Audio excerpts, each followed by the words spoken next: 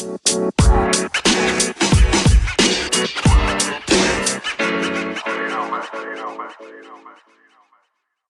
is going on, everybody? Welcome to the first episode of the Showcase Sports Show. I am Griffin Conant, your co-host, along with me, my partner in crime, Elijah Cornejo. How are we doing, E? I'm doing all right. I'm just happy sports are back. Baseball started this past Thursday with the Yankees and the Nationals and the Dodgers and the Giants. Those were some all right games. And then, the whole league got kicked off on Friday. I'm just happy sports are back. Griff, tell me a little bit about your summer. How's it been without sports? Well, couldn't have said it better myself. I'm so happy sports are back. It has been a depressing 6 months, to say the least. We were in a Wii Sports golf tournament, actually, you and me, E. We were partaking in that, and I unfortunately went out in the first round to a 16-year-old girl. It was absolutely devastating. I had to take a long look in the mirror, honestly, to really just think about life. And how did you perform in that tournament? It was my only taste of sports all summer, and watching you go out in the first round was, I'm not going to lie, pretty harsh. I felt sorry for you. I almost didn't want sports to come back after that. I was like, honestly, I want to do something else with my life. I think I just got to do something else. Maddie came in. She didn't have a lot of confidence, saying that she hadn't played Wii golf, and then all of a sudden she comes in and knocks you out first round. She ended up making it to the Final Four. I unfortunately also lost in the second round I choked, honestly. I missed a 4-foot putt. Pretty depressing. Terrible. I remember how sad you were that night. Pretty brutal. Anyway, all right, well, let's kick things off. So let's talk a little baseball as it kicked off on Thursday night. A big story going on right now that just dropped today is the Marlins have been hit pretty hard with COVID. I believe there was 14 cases between the players and the coaches that were diagnosed. So obviously the whole team has to go into quarantine. And it also affected the Phillies and Yankees game today because the visiting dugout obviously had COVID inside of it, and they were worried about the players going in there. So that game was postponed tonight. Definitely a scary situation for all of Major League Baseball. Definitely makes things put things into perspective for the league. I know Rob Manfred, commissioner of the MLB, kind of wanted to do his no bubble kind of thing, different than the NBA and NHL, what they're doing, of course. So it's going to be interesting for sure, whether they can even hopefully get a whole season off. Elijah, what do you think? Do you think the season is in jeopardy as we stand today, as with the Marlins being over 11 or 14 players with COVID? What do you think? I really think it is in jeopardy. It's really early in the season, obviously. They've only played, 3 games, a full series, and they already have one team under quarantine. I imagine they're going to have to be under quarantine for the next 2 weeks, so I'm not sure what that's going to look like scheduling purposes, what's going to happen with the next 14 days with those games. Are they going to postpone them? Or I'm not really sure what they're going to do with that. I just really think they dropped the ball. Manfred dropped the ball in the offseason. They were the first sport to come back, and they declined the bubble. And I just really think that was a mistake. What do you think about that? You think they should have had a bubble? Would that help? Yeah, I couldn't agree more. I think just what Adam Silver and the NBA are doing, is along with I think it's Gary Bettman and the commissioner of the NHL over there are doing with the bubble. I think the MLB just missed out on a huge opportunity, and it could end up costing them in the end. They are doing of course, regional matchups, so AL, NL, that kind of stuff. They're doing just with that, but could be a missed opportunity. They had a chance of maybe doing a bubble in Arizona and Florida. Of course, those are hot spots as of now. But only time will tell. We're gonna have to see what happens with Major League Baseball. But for now, we have sports, and we couldn't be more happy about that. How about some baseball action over the weekend? Maybe some players who popped off. We'll start with you, E. What do you think?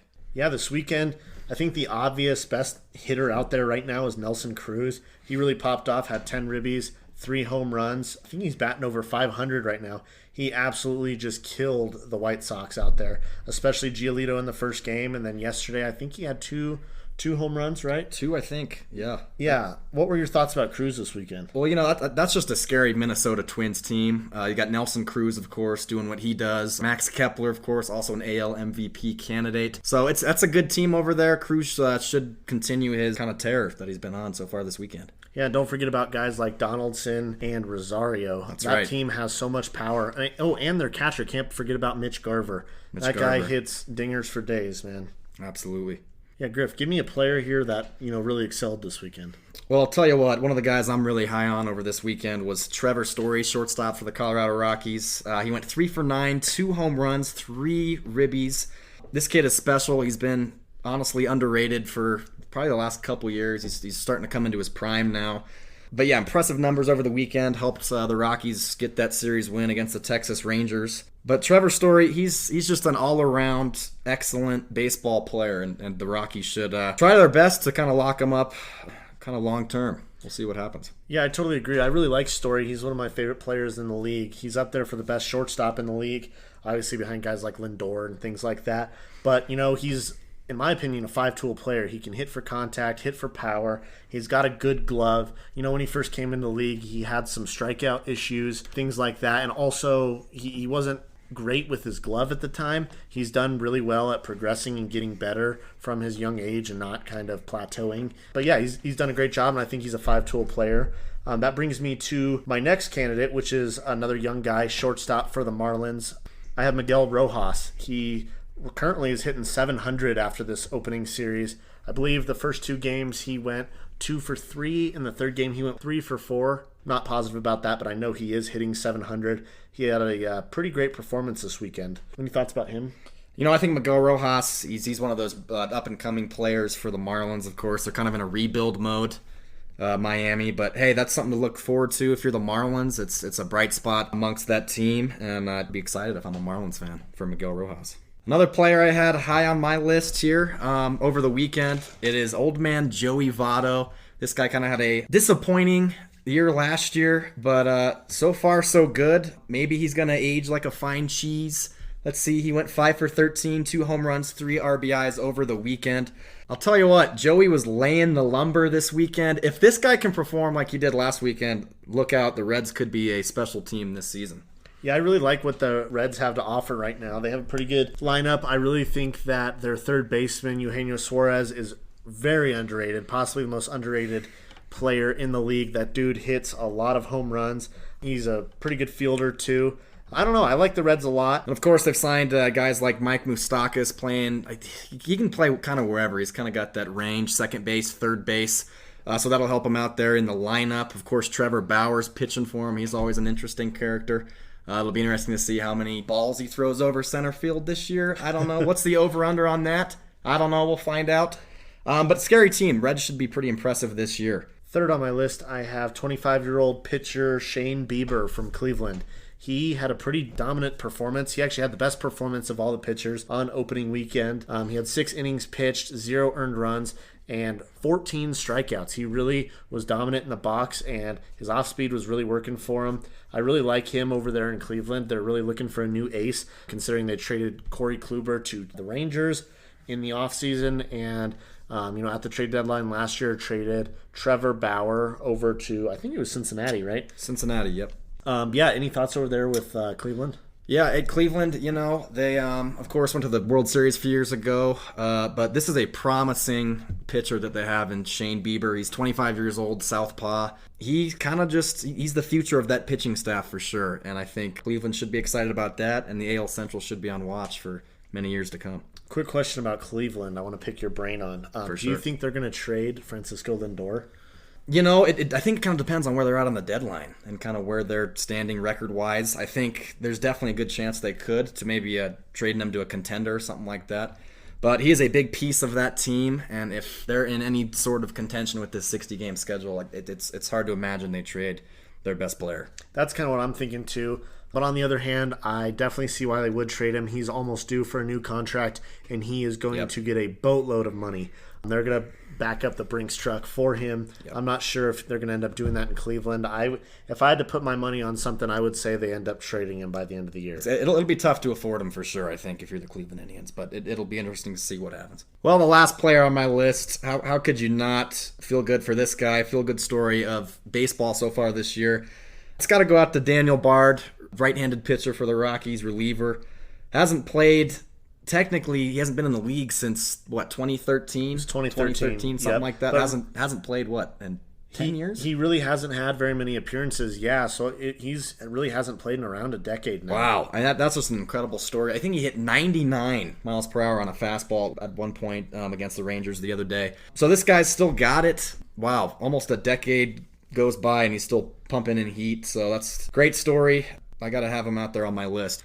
Yeah, no kidding. He was really rocking off the mound He, what a great story, like you said. He was actually coaching for the Diamondbacks last year. Crazy. Funny stuff. He was, one of their pitching coaches, and the reason why he ended up quitting is he truly just got the yips and could not handle it mentally, and he just kept crumbling and could not recover. He ended up going into coaching with the Diamondbacks, and he was thrown around in practice, and they ended up taking some tape of him and sending it out to all the major league teams, and of course the Rockies got in contact with him, kind of bringing him in as just a camp body, we thought, for summer camp. They ended up signing him to the final roster, which is pretty crazy. But moving on, my last player here is a pitcher for the Cubs, Tyler Chatwood, actually former Rocky. He had a pretty good performance against the Brewers. He gave up 1 earned run in 6 innings with 8 strikeouts, 3 of which were actually against former MVP Christian Yelich. To strike that guy out for the hat trick, that is pretty impressive. That was a heck of a performance, I thought. And, the Cubs are really off to a hot start right now. They beat up on the Brewers pretty good, and I believe they beat the Reds today, actually. Absolutely. Yeah, hey, Christian Yelich is a tough guy to strike out, so props to Tyler Chatwood there. Former Colorado Rocky, of course, always pitched well on the road.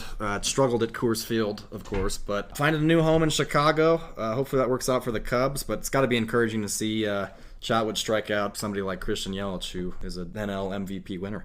Absolutely. Griff, give me some MVP candidates. I know it's way too early, season just kicked off, but let's hear it. Give me some guys. Well, for the American League, I got a couple guys. I think it's hard not to pay attention to the 2 guys in New York. Aaron Judge, he's just a massive human to begin with. I mean, if he gets a hold of a baseball, it's leaving the yard. He's got to be one of the game's best players. I think he's going to come back to form this year. He was playing well in summer camp. Second in the AL, I got Alex Bregman, third baseman for the Houston Astros. He's not going to get helped out by cheating this year or reading any signs, so that might be tough on him. He's a vocal point of that lineup. Houston's just got a good lineup to begin with, so that's just going to help him out with RBI opportunities. So be on the lookout for Alex Bregman this year, 2020. Last but not least, dark horse for my American League, JD Martinez, outfield/DH for the Boston Red Sox.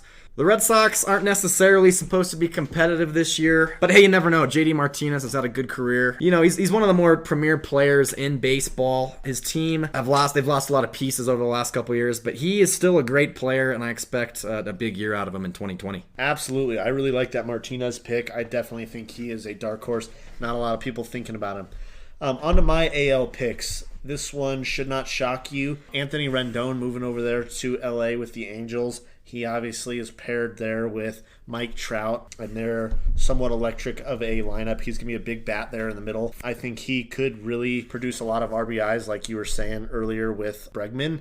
I think Rendon's kind of in the similar spot there. On to my next pick, I have Giancarlo Stanton. Like you were saying, that Judge is just a large human being. So is Massive. Stanton. Stanton could definitely play tight end in the NFL, and that guy also hits a lot of rockets for home runs as well. So I think that guy with the short porch out there in... Question for you. I'm sorry to interrupt you there, but who do you think's going to hit more home runs between Stanton and Judge? Oh, my goodness. I think it's 50-50. It's a toss-up. It really is a coin flip at that point. I'm not really sure. I don't know. I honestly, if I had to put my money on it, I bet... I don't know. I can't give you an answer on that one. I think they're very even. I think the fact that they have 2 guys in Aaron Judge and Giancarlo Stanton, just the fact that they have 2 dudes, middle of that lineup, who can get 50 home runs in a normal 162-game season. They'll probably hit, 12, 13 this year or whatever. Well, and don't forget about Gary Sanchez. He also is a power hitter in that lineup. Absolutely. I don't know. I love that lineup. You got a lot of contact guys, Brett Gardner, DJ LeMahieu, who actually had a lot of flash of power last year. It's a well-built team for sure. It is. Anyway, so yeah, I think Giancarlo is definitely up there for the AL MVP, but I would not sleep on Judge as well. For my dark horse for the AL, a guy who has been a little bit more quiet the last year or two after really flashing as a young player. Someone who I think is going to come back stronger this year is also an Astro. I think George Springer. Again, he's got a lot of opportunities there. Is he still hitting leadoff there, right? I think he might be, yeah. I think he is. Yeah, that's a great spot for him there. I really, really like him as my dark horse. He doesn't strike out much, which is good for him in the leadoff spot. And then he scores a lot of runs. So, when you have guys like Jose Altuve, Alex Bregman, the list goes on, hitting you in like that, it'll benefit you if you're George Springer. Exactly. On to my NL picks here. I think the obvious reigning candidate here, last year's MVP, Cody Bellinger, I think he's kind of a given to be in the conversation. He adding Mookie Betts into that lineup only got stronger, more chances for RBIs and runs scored. He's an obvious pick here. Moving on, I think Ronald Acuna from the Braves in Atlanta. That's another lineup with Freddie Freeman. Another up-and-coming team, kind of. Right, yep, and he's a young player. I think if this was a normal season, I think he definitely could have gone 40-40. Absolutely. But yeah, I think Acuna is definitely on the rise. He's 23 years old? 20. Yeah, he's young. 23. Yeah. And the fact that he's in the conversation already, man, wow. He might be younger than us, honestly. I think he is, yeah. That's crazy to even think about. Lastly, my NL dark horse here. Talk about a guy who had his prime in Arizona and is now moved on to St. Louis for his second year. Paul Goldschmidt. I think he is still the rock in that lineup, and I think he's going to have a really good year out there in St. Louis. I definitely think he might be in a dark horse MVP candidate for that team, who probably should be a playoff team as well. Should be, yep. I think Paul Goldschmidt's a guy who struggled early on last year, kind of came into his groove later on. Of course, the former Arizona Diamondback. I think there's a lot to be excited for if you're the Cardinals. If he can just even get back to his Diamondback days a little bit, I think the Cardinals could have a shot of going far in the playoffs and maybe a World Series appearance. We'll see. Absolutely. Well, my picks for the NL are actually a little different than yours. My first guy, who has just generated a ton of buzz this offseason, it's outfielder Mookie Betts, Los Angeles Dodgers. Cody Bellinger's teammate, one of your picks for your NL MVP. I think Mookie, of course, he's proven time and time again just how good of a player he is, of course, with his Boston Red Sox days. This is just an incredible addition to the LA Dodgers in their World Series chase. Of course, he just signed an extension, 13 years, I think, is it? 2032? My goodness, I'm going to be an old man by then. Who knows? I'll be up there in age by that year. No kidding. Him and Patrick Mahomes signed those long-term deals. Holy cow. Almost, pretty similar in time period too between the two, but yeah, it should be fun to see the Dodgers this year with Mookie. Second on my list, of course, you got to go with Christian Yelich of the Brewers, one of the also premier hitters in the league. This guy plays for the Brewers, who could end up making a run in the playoffs. I think they have a good enough team to compete there in the NL, but it's going to be up to Christian Yelich how far he can take that team. Of course, they've got a pretty decent bullpen with Josh Hader and other names. What do you think about Christian Yelich coming into the year? I love Yelich. A lot of people are down on the Brewers this year. I probably wouldn't say I'm as low on them as a lot of people are. I still think they can make some noise, like you were saying. But yeah, I really like Yelich. I think he has got a great bat, man. All right, Griffin, let's hear your dark horse candidate. Well, you know who I'm going with here. It's got to be Trevor Story. Look, this guy, he's an all-around just great player. He's going to provide the Rockies with some offense and a great glove in the infield. I actually have him maybe winning the MVP instead of Nolan this year, which might be a surprise to many of you. We'll see how it plays out. They're both, honestly, MVP candidates. Should be a fun year from both sides, AL and NL. All right, let's switch gears here to the hardwood. Let's talk about some NBA. Maybe some things that you saw from these summer games. I know games start up here. Wow, in a few days, I think Saturday, it is. Is it Saturday? Yeah. Wow. So NBA is going to be returning too. Baseball will not be the only sport. No offense to the MLS, soccer, whatever is going on over there. But the NBA is back. What are some thoughts that you have? Yeah, I'm not sure if you watched any of the summer games so far, summer camp games. I've not been honestly very impressed. It's kind of seemed like a glorified summer league. Yeah. I know a lot of the stars are not playing. If it's not obvious yet, we're Colorado sports fans watching the Nuggets. We were missing 4 starters the other day. Yeah. So it's going to be an experiment for sure. Just like all these other sports, what they're kind of doing and trying to do. Yeah. Well, I think it's going to shape up a lot when the regular season starts. I agree. I just think these kind of they're almost like preseason games. Man, it's just tough. It's been kind of brutal basketball. I'm kind of like with I'm impressed on what baseball's been able to do so far over the weekend. So, like I said, it's going to be interesting what the NBA does. I was able to watch a little bit of it. The summer games, they kind of have weird fan stuff going on. Yeah, and the cheerleaders on the screens. Yeah, so that seems a little gimmicky. I don't know, but we'll see. Once the games start up, I think the NBA could be onto something there. I don't know, but just to somehow do something to just create an environment for those players. Right, no, I totally agree. I think it is a little gimmicky, like you were saying, with the cheerleaders on the screen and things like that. One thing that I am excited to see that I really liked in so far the summer camp is you can like hear the players on the floor much clearer than you can, in normal regular season games, in a regular year. I really like how you can hear them talking, you can hear them going at it. I'm really excited to hear players like Russell Westbrook and players like that going at it. Those high personality players. Yep, It'll be a treat for a lot of the fans, honestly. If this is run the right way, right, we can kind of get that first-person experience, kind of if we were like there. Almost like they're mic'd up kind of thing. I'm sure we'll be able to hear a lot of the players talking and yelling when they're playing. So right, absolutely. Okay, Griff, I want to pick your brain on something here. Please, go ahead. Lou Williams. Wow, what a catastrophe out there for LA. That guy was, wow. For our listeners out there that don't know, Lou Williams requested to leave the bubble because personal reasons. We're not sure if it was a family thing or what was going on. I think they said it was a funeral, something like that. Oh, brutal. So that might make this, what we're about to tell you, even worse. Okay, apparently Lou Williams left the bubble to go to a funeral or a family emergency or something like that. He left and was spotted in Atlanta at a gentleman's club, and he was also spotted buying chicken wings. So that's not a great look for him or the Clippers. Yeah. Now let's get this twisted now. According to Lou Williams, he says that he was only there for the wings. So I don't know if these wings were just like out of this world and like the best thing you've ever tasted. I don't know. Or he could have been there for different reasons. Well, I can't imagine. Gentleman's Club has very good wings.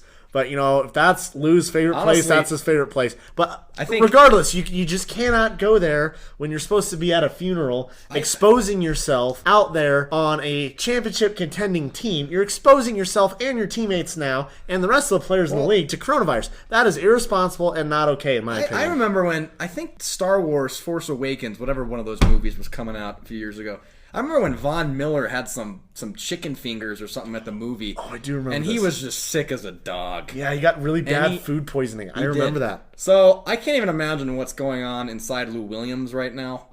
Are you referring to the chicken wings? Yes, I am referring to the chicken wings. I think he might be, and of course, he has to be in quarantine for 10 days or something? Yeah, now he has to come back and re-quarantine. I believe it's for 2 weeks now because he left. Make sure he doesn't have it in his system. Right. Forget the gentleman's club. I think it's the wings that's probably why he's quarantining for. He's probably so sick. I don't know. Just my thoughts. Crazy story, though. Regardless, very irresponsible of Lou Williams, and that really puts the Clippers in a bad place. For sure. He's supposed to be that guy on their bench to come off and, be that scoring guard. And, he really put his team in a brutal position. Anyways, moving on. Griff, give me some way too early NBA finals predictions here. Well, of course, let's start in the Western Conference, huh? Let's start with, I got the Lakers and the Nuggets in the conference finals. Of course, the Lakers, a little short-handed with just absences of Avery Bradley, who's opted out because of COVID-19, and, of course, Rajon Rondo, who they lost to injury. But they got J.R. Smith, and I don't know if you read the quote he said today. I did not. What was it? So, this is via Spectrum Sportsnet. They interviewed J.R. Smith here. This is J.R. Smith on not packing enough underwear. So let's just get this. Classic. So, quote unquote, this is J.R. Smith. I packed like 7 because I figured I'd be good for once a day, but then I ain't calculate all the showers in between everything that I be doing. So I be running through them in like 2-3 days. So it sounds like J.R. Smith has other things on his mind, and I'm not sure if he's going to be very comfortable out there on the floor if he's only got a few pairs of underwear. I don't know. That's the most classic J.R. Smith quote I've ever heard. I'm excited he's back in the league, honestly. So now let's ask this question. I can't remember his name. Rashad Holmes, I think is his name. He got busted for going across the street to get... Actually, I think chicken wings from DoorDash, believe it or not. I love these NBA players and chicken wings. I think they need a chicken wings restaurant in the bubble. No kidding. I think they could use that restaurant. Anyway, so I think Rashawn Holmes, I think that's his name. Excuse me if it's wrong. I heard about this, though, too. He goes across the street to get his DoorDash, comes back, gets busted. Now he has to quarantine for 14 days. Brutal. Just because he literally walked across the street. So Selfish now, from him. Is it allowed for J.R. Smith to get some underwear in the mail from Amazon? Or is even just your local Walmart? Right, can I go across the street and buy some underwear? Is there an errand boy that does, errands? What's going on? How is poor JR going to be stuck with 7 pairs of underwear when he uses apparently 2 or 3 a day? My heart goes out to JR. Yeah. But hey, he's on a good Lakers team. and he's going to be one of those premier guards for the Lakers. Let's hope. Well, let's hope. Yeah. I mean, yeah, with the absence of Avery Bradley and Rajon Rondo, he's probably going to get a lot of playing time. He probably will. So we'll see. I got the Lakers going against the Nuggets of all teams. I think the Nuggets play great team basketball. I think they're capable of beating the Clippers. I can also see the Clippers being in this position too. Honestly, it is an open race in the Western Conference, but I do have the Lakers beating the Nuggets in the West. It's a very competitive race. What do you have in the West with those teams? As bad as I want to put my Nuggets in the Western Conference Finals, I just can't do it. I don't see them squeaking past the second round, honestly. I think the first round scares me. The Nuggets they were way too inconsistent there in March. They're turning the ball over. They're playing their worst basketball of the year, which is I agree. Complete opposite of what you want to be. You want to be playing your best basketball in March and April, going right into the playoffs. So I think that's going to be tough for them to make it. So honestly, I think I have here the two LA teams. I know it's very cliche, the Clippers and the Lakers. I just think that those are truly, I think, honestly, the two best teams in the league. I think the Lakers are going to squeak it out in 6, maybe 7 games. It's going to be a heck of a battle, and I honestly just can't wait to watch. That's going to be a series for the ages, I think. Yeah, that'll be a good series. I think either way it's going to be a good series. It's just hard to pick against the Lakers. It really is. Giving this just the time we're in. LeBron is playing the best basketball of his career. Right. And now, he's always obviously been the best player in the league the whole time he's been in the league. Right. But, with Anthony Davis at full capacity now, I don't know. Yeah. I just find that, each team only has the resources to be able to stop one of those two guys. So which one are you going to stop? Are you going to stop LeBron? Or are you going to stop AD? Because I really don't think that any team in the league, even the Bucks over there in the East, have the resources to stop both. I really don't. You got to be playing your best basketball, I think, if you're playing the Lakers. And even before all this Corona stuff was going on, I think the death of Kobe Bryant has a huge just impact on the Lakers franchise as a whole. I know it deeply impacted LeBron. It really just seems like it's going to be the next 30 for 30. It feels like they're here. Exactly. Kobe Bryant dies. Lakers go and win the championship through all this pandemic. It just seems like a perfect 30 for 30 that ESPN is going to put out. You know? And I guess that leads us. Do you see anybody in the East competing with the Lakers? Who do you have in the East? Okay, over in the East here in my Eastern Conference Finals, I have kind of a surprise here. I have the Milwaukee Bucks, which I know is very cliche, just like my first two picks. I have the Bucks versus, here's the surprising pick, the Miami Heat. Wow. I saw them, down in Phoenix playing the Suns, and that team is good. They were very underrated coming into this year. They're very solid, very deep. I think they're going to make a run over there in the East because, honestly, I don't love the Raptors a whole lot. I really don't. I think Boston is still not quite there. I think they're real close. Don't get me wrong. I wouldn't be surprised if they end up going, too. For sure. But I really think the Heat, I don't know, man. Tyler Hero down there. You got Bam, Jimmy Butler. That's a good team. Yeah. And I'm just a huge fan of, their small little point guard from University of, I think it's Oakland, Kendrick Nunn, man. That guy is a baller. Underrated. Right, very underrated. And, he's been doing some serious work down there in Miami this year. So they're kind of my sleeper pick over there in the East. So it comes down to a Bucks and Heat Eastern Conference Finals for me. I think the Bucks are going to take it in 5 or 6 and end up moving on to the finals to play the Lakers. How about you, Griff? What do you have over there? I think it's just the Bucks conference to lose. I think they're just so talented from top to bottom. I think Giannis is just he's other than LeBron James, maybe a couple other players, the best player in the league. I think he's right there behind LeBron. And I think last year he was better than LeBron. But, LeBron was injured a lot last year. Yeah, he was injured, and the Lakers weren't as good last year, of course. But I just think it's their conference to lose. I do like the Boston Celtics a lot, and I have them playing the Bucks in the Eastern Conference Finals. I think I like a lot of what the Celtics do. I think Kemba Walker is a better fit for Boston at the point guard than Kyrie Irving was. I agree. Maybe more of a team-oriented player. I think Kyrie was maybe a little more he's just ISO ball. Right, he's just more of a pure scorer instead of more of a traditional point guard that likes to dish the ball more. For sure. Kemba is more of that. He can score, of course, but he dishes those assists like crazy too. Yep. He's just more traditional point guard Absolutely. than, he's a better fit. You're right. So I think that makes the Celtics way more dangerous than they were last year, honestly, especially with the team they have up there. I agree. So and you got guys like Jaylen Brown, Marcus Smart, these kind of guys, just these tough role players that'll play good defense and provide some good minutes for the Celtics. But I do have the Bucks beating the Celtics in the finals. I think the Bucks are just too overpowering and strong for the Celtics to overcome. Lakers Bucks finals. What do you think? Lakers Bucks. Who do you got there? I think we have the same finals, don't we? I'm not going to lie to you. I'm not a big Lakers guy. I really can't stand them, actually. I grew that hate as a kid being a Nuggets fan and watching Kobe Bryant and Pau Gasol torch my Nuggets in that 2009 Western Conference. It was brutal. So, I've never liked them, but unfortunately I think I'm going to, like I was saying, it's their year, I think. So I think I'm going to have to give it to them in 6. I think it's going to be a pretty good finals. I think Giannis is probably going to average about 35 a game. But, so is LeBron. They also have AD. So I think in order for the Bucks to beat the Lakers, their role players like Middleton and those guys, they're really going to have to step up. And like DiVincenzo, that he's going to have to ball out, and they're going to have to be firing on all cylinders in order to beat the Lakers. What do you think? I think it could go either way, honestly. I think they're two of the best teams in the NBA. I think it's just hard to bet against the Lakers and LeBron James with that track record. He's just one of the greatest players of all time. He's a winner, I think. It should be a good series. I have it going 7 games to the Lakers. So I think Lakers in 7. Yeah, I think it could be going either way. Well, there you have it. I have the Lakers in 6, and Griff has the Lakers in 7. Got anything else about the NBA? I got a question for you, actually. Okay. Most disappointing team this year. I have 2 in mind. I think the Sixers, incredibly disappointing. They added Al Horford, who, was supposed to be huge there, and boy, they are just, I want to say they fizzled out, but they were never really good enough to fizzle out in the first place. They just really didn't play well all year.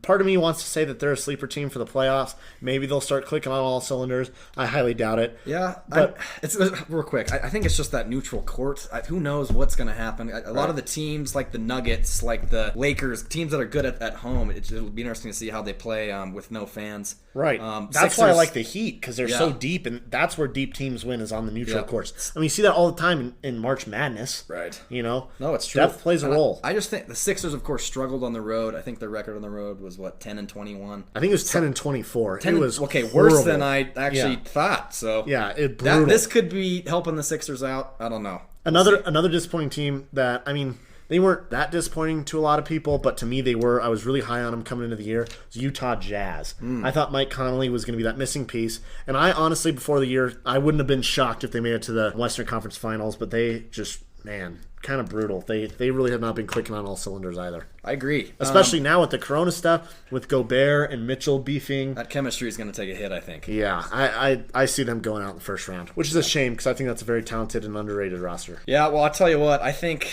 the one team that I think could have had a really good year. I know they're still young, but it's the Phoenix Suns. Wow, okay.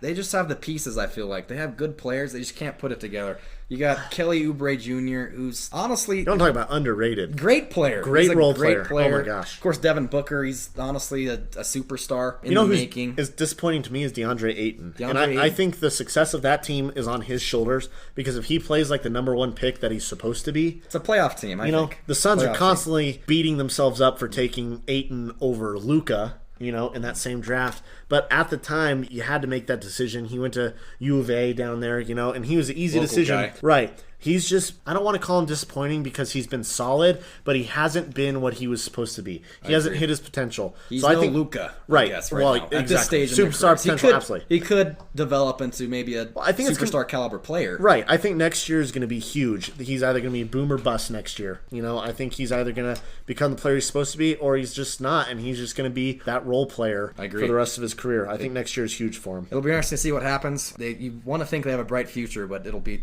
interesting to see if they can put it all together, the Phoenix Suns. Let's move on to the gridiron. Griff, the NFL. Rookies reported on the 21st. Vets report tomorrow. Are you excited? Extremely excited, E. Let me just tell you, it'll be good to have a sense of normalcy when the NFL returns, just like kind of how all these sports are returning. I think the most fascinating thing of this, just of the whole thing coming into the NFL season here, is going to be the rookies and how when they report. Seeing them in action for the first time. There's a possibility we might not have preseason games. So No, that's official. Is it official? There's okay. no preseason No games. preseason games then. Yeah, I know. I heard a clip today from Brian Billick talking about the absence of preseason games and how that is really going to negatively affect the teams, especially the guys that are brought on as undrafted rookies or late round rookies. They might not make the team now. You know, you hear a lot of great stories like undrafted free agents making, Pro Bowl names for themselves. Chris Harris Jr., guys Philip like Lindsay. Right, Philip Lindsay. Philip Lindsay's of the world. It's going to be tough for them to prove themselves. Exactly, but not even that. Going into the starters and things like that. Okay, for example, Drew Lock. He's got a brand new offensive coordinator this year. Young quarterback, only started 6 games last year. Now he's got to learn a whole new system, and he has zero time to do that before, in real game action before the regular season. Usually they have a couple preseason games. The third game, starters always play one half. He's not going to get that opportunity now. He's just going to have to go right in the regular season. So I think you're going to see a lot of young players, a lot of young quarterbacks, maybe even guys like Kyler Murray, even though I think he definitely caught on at the end of last year. Guys like that are going to be, it's going to be kind of like a setback. They may not, reach their potential as much as they'd like to. And not only just with the young guys, but these players need that to get into like hitting shape. I heard Nick Ferguson and Brian Billick talking about that today, that these players need to get their body conditioned in order to be able to get hit a lot and sustain those hits, and also be able to hit other players. Yep. I don't know. It's going to be pretty interesting to see how this plays out, especially because in the future, I know the NFL has always been having those conversations about eliminating preseason games, or at least knocking it down to 2 games and adding a couple more regular season games. I think this is going to be actually a really good trial run for the NFL on seeing those preseason games. To go off that too, even just the voluntary workouts, the things outside of the games, the practices, things you can do at a facility, they're just absent. You're not able to do that as much. I know things are kind of opening up a little more for NFL teams within the last month, but it's still different, and players are going to have to adjust. Exactly. Well, I guess moving on to probably the biggest story in the NFL right now, the Jamal Adams trade. Jamal Adams was traded from New York Jets to the Seattle Seahawks for 2 first-round picks in 2021 and 2022, a third-round pick, and starting safety Bradley McDougald. And then the Seahawks in return got Jamal and a 2022 fourth-round pick. What were your initial thoughts to that trade? I thought it was a great trade for the Seahawks.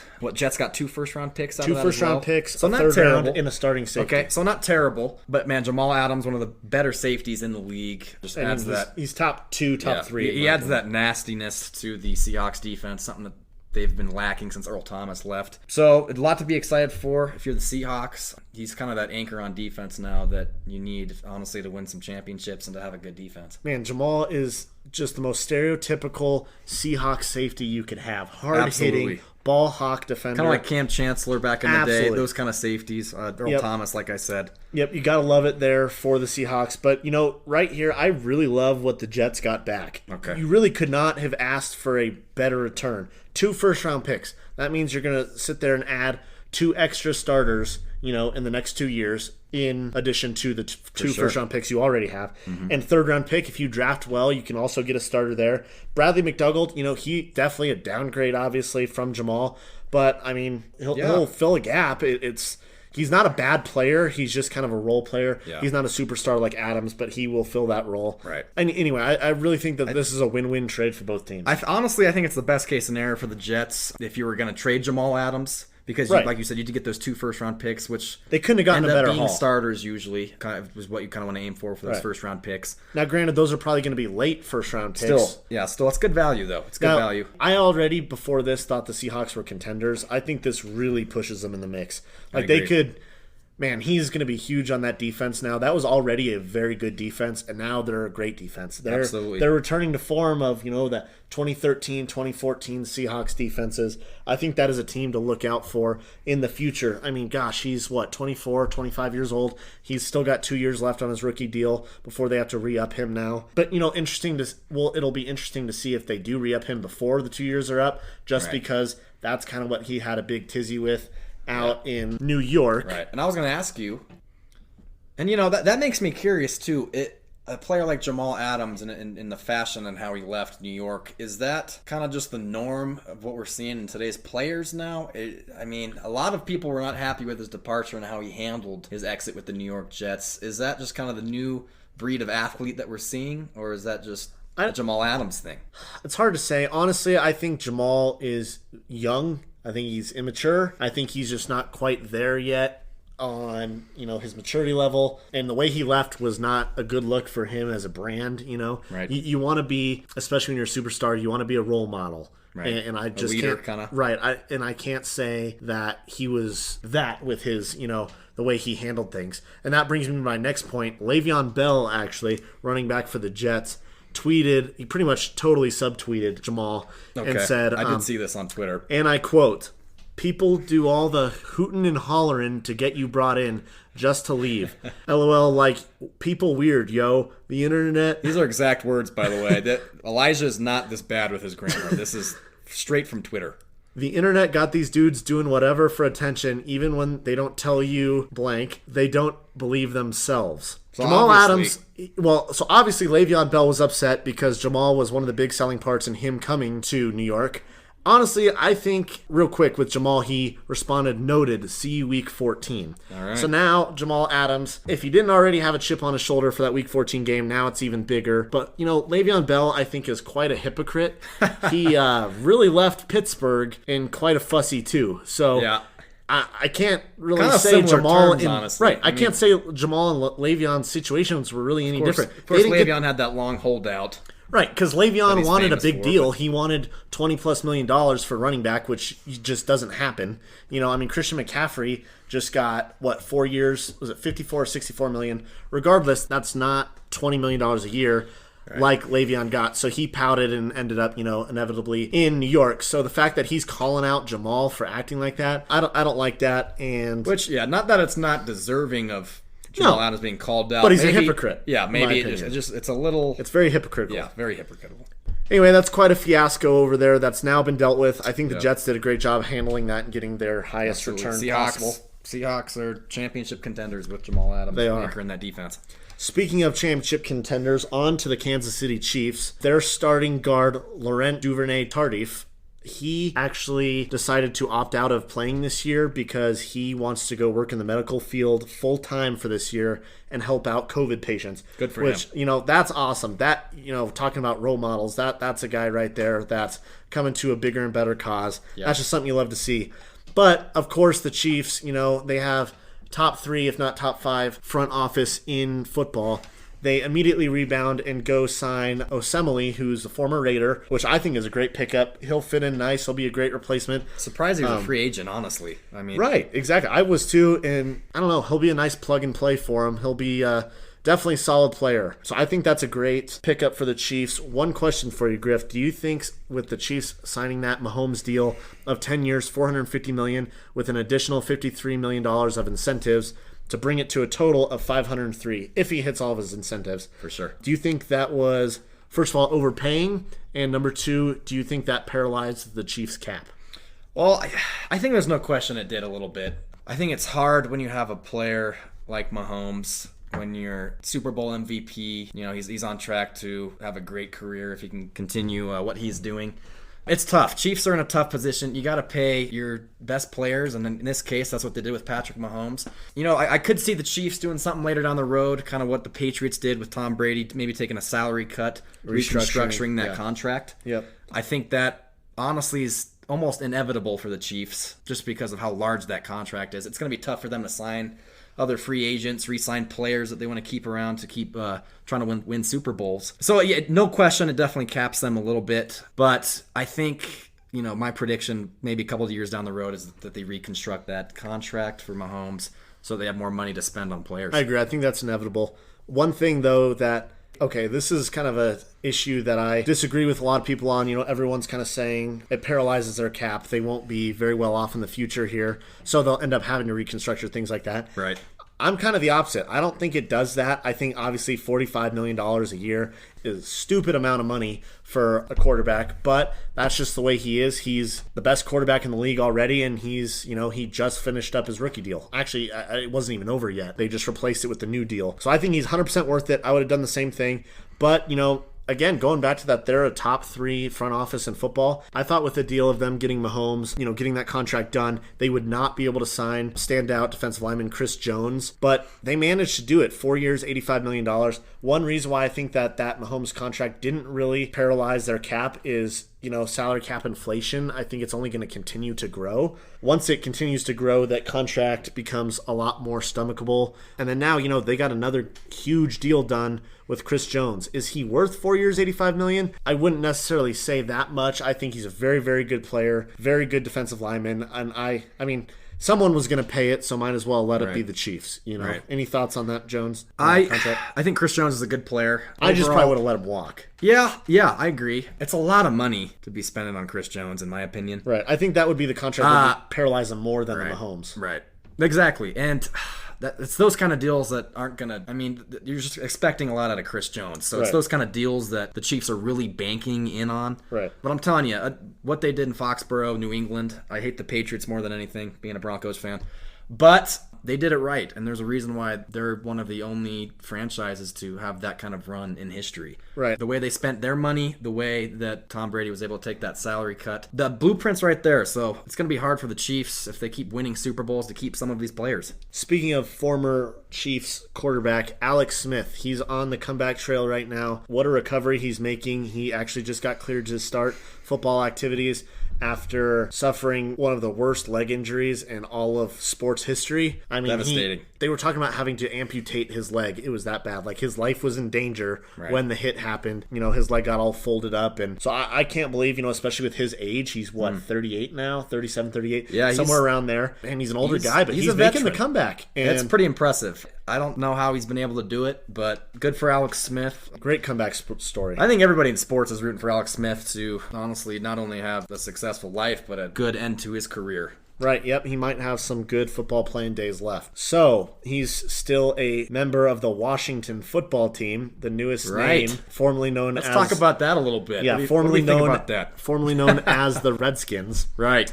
So, they decided to come up with an interim name, temporary, because they couldn't find a permanent name. There was lots of stories about people going around and buying the rights to different names. For example, I think there was a guy that bought 40 different names, including like the Washington Red Tails, the Washington Warriors, things like that. Yep. Totally buying them up so that the Washington football team would have to purchase it from them. Yeah. Right. But I don't even think that's the biggest story in that organization right now. I think that would be the 15 former female employees and the 2 female journalists coming out and calling out Washington for sexual assault allegations and sexual harassment allegations. They span kind of everywhere from the assistant director of pro personnel, Richard Mann, or I guess former. He sent texts that were sexually demeaning and inappropriate. It's absolutely inappropriate texts to a female employee, and those screenshots were put out,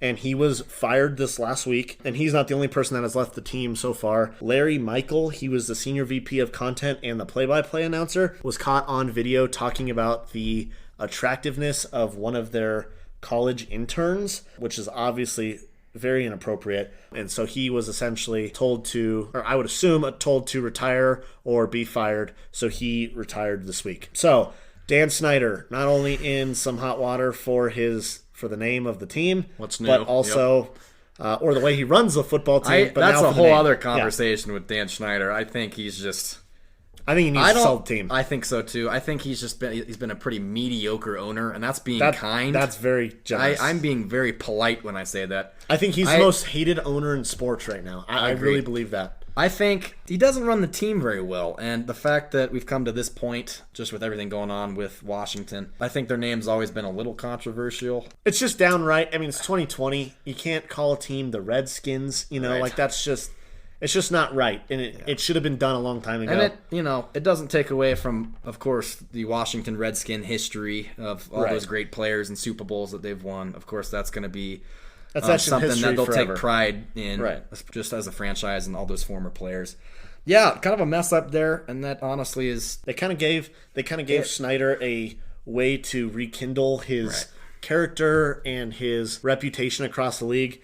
And he really fumbled it by now not even being able to come up with a name for the team. The the Washington football team like it's a soccer team. Like it's a football club. It is. MLS. It's ridiculous. I don't think they should be in the NFL anymore. I think MLS is what I'm thinking. Just it's not translating to the field, obviously, with their success. So something's got to change there in Washington. Absolutely. Last night, the NFL came out with their players for, I believe it was 80 through 71 for their top 100. I believe it's every week they drop another 10 players. So I wanted both of us to kind of look at the list and point out if we had any thoughts about anything. Let's do it. I'll kind of start it off at number 90. Okay. They had Kyler Murray. Interesting. There. To have him there. I think that's way too low. Josh Allen is right there, I think 87.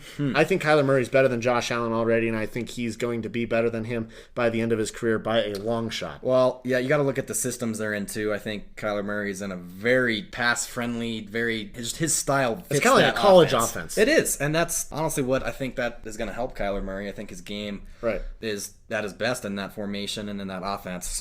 But at the same time, I think Josh Allen's offense complements him well, it's great. too. Yeah, it's great. I think Josh Allen could be another premier quarterback in this league. Him and Kyler Murray, I'm telling you, they're promising quarterbacks. See, I'm still, I think, lower on Josh Allen than a lot of people are. I'm not a huge fan. I think he's got a rocket arm. Rocket arm doesn't help accuracy. I don't know. I need to see that jump from him this year. Yeah. It's going to be interesting to see if we get it. I like Josh Allen personally. I think he's very athletic. If he can just fine-tune some of his mechanics, I think he could be a good quarterback. Do you have any that caught your eye? Yeah, I got Darren Waller, number 99. So this is a top 100 list. I think this is way too low, E. I just think for someone who led the team in receptions with 90 catches last year, he also led the team in receiving yards. So this guy he's only played one full season with the team. This guy is somebody who is one of the top tight ends in the league, I think. Right. Even though I agree with you that he is just way too low, like 99, I don't buy that. I think he's already a top 5, top 7 tight end in football. But to play devil's advocate, I think those catch numbers and statistics are a bit inflated, considering they didn't have really any weapons there. Okay. Now, with the draft, they've gotten, Henry Ruggs, Lynn Bowden, and those kind of guys help shoulder the workload. I think, last year their best receiver was Tyrell Williams. This year's obviously going to be a lot different, so it'll be interesting to see how he pans out, but I totally agree with you. 99, way too low for him. Absolutely. Ranking at number 77, I think, is the biggest disgrace. This guy is underrated time and time again, and he is arguably the best route runner in the league, Keenan Allen. How in the world can you place this guy? Don't get me started on Keenan Allen. How can you place this guy at 77? It's just it's not right. I haven't even seen the top 70 players. I agree with you on and this I one. already think that there's no way that they could one up this one for being more controversial. Arguably one of the best route runners in the league. I think he could be the best. I actually think he might be. Speaking of which, Keenan Allen, did you see that he and Mike Evans were going at it on Twitter? Who else was that? Tyreek Hill? Yeah, and Chris Godwin. Yeah, God. Keenan Allen calling him out, saying that's how confident Keenan Allen is in his abilities. I think Tyreek Hill might be better, and I think Mike Evans, man, I don't know. Godwin's pretty good, too. He might be better. But Keenan Allen's right in that club, though. He's not far away by any means. Not talked about a lot, honestly. No, underrated. By analysts, media, everywhere. It's really upsetting to see him at 77, As a Broncos fan, I see him torch my team twice a year. Absolutely. For his whole entire career, and that's just going to keep going. Hey, I got one more for you as well. How about number 71, Jarrell Casey? Look, I tell you what, Jarrell Casey, coming from the Tennessee Titans, 5-time Pro Bowler. He's actually made the last 5 Pro Bowls. I think 71's too low. He's still playing at a high level, I think. Going to a Broncos defense that I think is better than the Titans defense. I think he's only going to excel in this new role with the Broncos. I absolutely agree. I think he's a great fit in Denver. I think he's going to do great there. He was awesome with the Titans, and it's only going to get better because the Titans never had, they always had a pretty good to a decent defense, but they never had the pass rushing ability that the Broncos have right now with Von Miller and Bradley Chubb. It's going to make life easier for Jarrell. Oh my gosh, sure. Absolutely. He's going to be great there. Speaking of pass rushers, one guy that I think is another just tragedy, he is this low, is number 80, Myles Garrett. I love Jarrell Casey and I love Calais Campbell, but both of them were ranked higher than Myles Garrett, and I think that is just asinine. Yeah, I agree with you. That is ridiculous, outrageous. Number 80 for Myles Garrett. He's top 5, top 10 pass rusher in the league. No, you're right, and the stats prove it. I think he had 10 sacks in 10 games before he got suspended last year. Right, exactly. It's ridiculous, and it's just not right. Maybe his off-the-field stuff. When he's swinging helmets, I'm sure that doesn't help his ranking. True. Yep. Towards Mason Rudolph there. But, on the field, he's as good as it gets. Tell you what, before we call it a day, how about some games to watch for this weekend? Is there any ones that catch your eye? Yeah, in baseball, we have a huge series coming up. Los Angeles Dodgers and the Houston Astros. Boy, if you want to talk about beanball, I expect some hit batters going on this weekend. I believe that's over under 3 ejections. Right. Oh, I would say under, but it's going to be close. I'm going over. Hot take, I'm going over. So you think there's essentially a lot going to be a hot brawl? blood.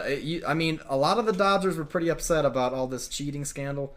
If you go watch some of those interviews, they're not happy. I would not be surprised. So now here's a question: if they brawl, okay, bench is clear, right? Yeah. They all get into it at the pitcher's mound. Oh, I'd love it. What does that look like for COVID? Is there going to be more? What does the MLB handbook say about that? What is is there going to be more suspensions? No. Is there going to be more of punishment? I don't know. How does that work? I'm going to go punch this guy in the face, but let me go put my mask on first. Right. How does that work? It'll be interesting to see if that happens. I doubt there will be a brawl. I think that there will be 1 to 2 hit batters. So I'm going to have to call the under on that. I know. But I'm getting a little ahead of myself. I want to see some action. I haven't been without sports for a long time. True. You got to cut me some slack here. Anyways, that is must-see baseball this weekend. Actually, it's this week, starting Tuesday, July 28th. Griff, What do you got? Any?